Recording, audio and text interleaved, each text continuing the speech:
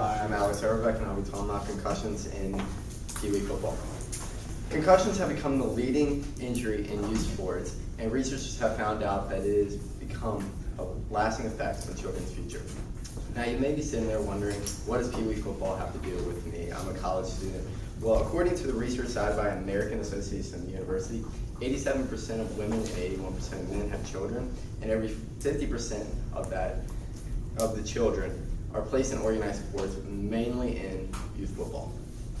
My credibility statement is that I have had 2 concussions, and that through my research I have become very credible.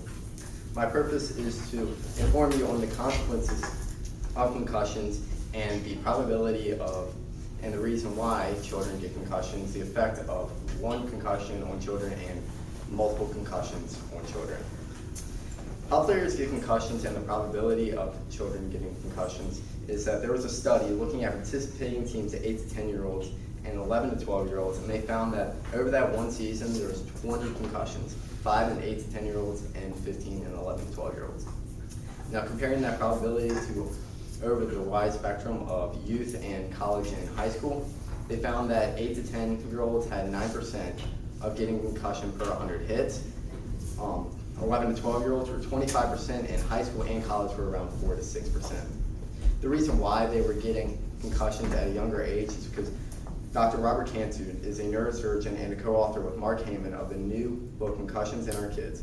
Cantu says children are among the most vulnerable to concussions because of weak necks, immature, and brains are still developing. So that's why. So when they go into a tackle with their leading with their head and getting tackled to the ground, the frontal lobe is the most vulnerable position in your head, and so since it's immature and they're still developing, it hits it, and that's why it begins maybe had a concussion. Now, what are the effects of having 1 concussion? The short-term consequences of children having just 1 concussion is anxiety, depression. They feel isolated, but they can't go into any school functions or go onto the practice. They also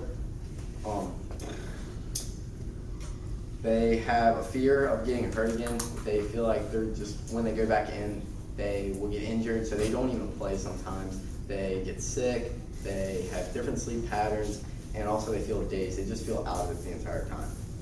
There's a study by an Illinois professor and his students about 1 long-term effect of having a concussion in collegiate athletes, and they found that when the collegiate athlete had a concussion in Pee Wee football, that they would actually take more time in between steps, almost like rebalancing themselves compared to collegiate athletes that did not get a concussion.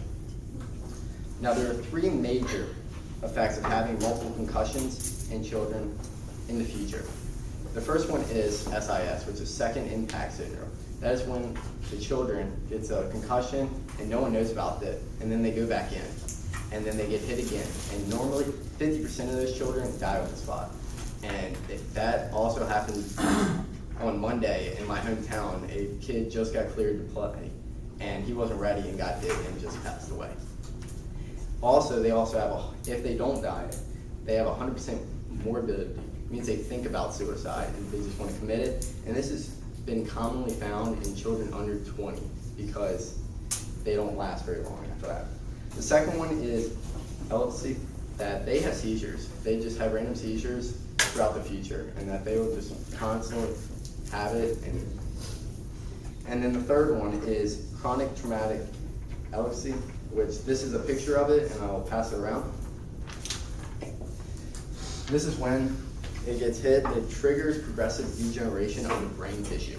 And an abnormal protein called tau builds up. This can happen 3 months after the player stops, or decades, or even years after the concussion, or when they just stop playing. So this is a futuristic thing. The brain degeneration is associated with memory loss, confusion, impaired judgment, paranoia, impulse control, aggression, depression, and eventually progressive dementia.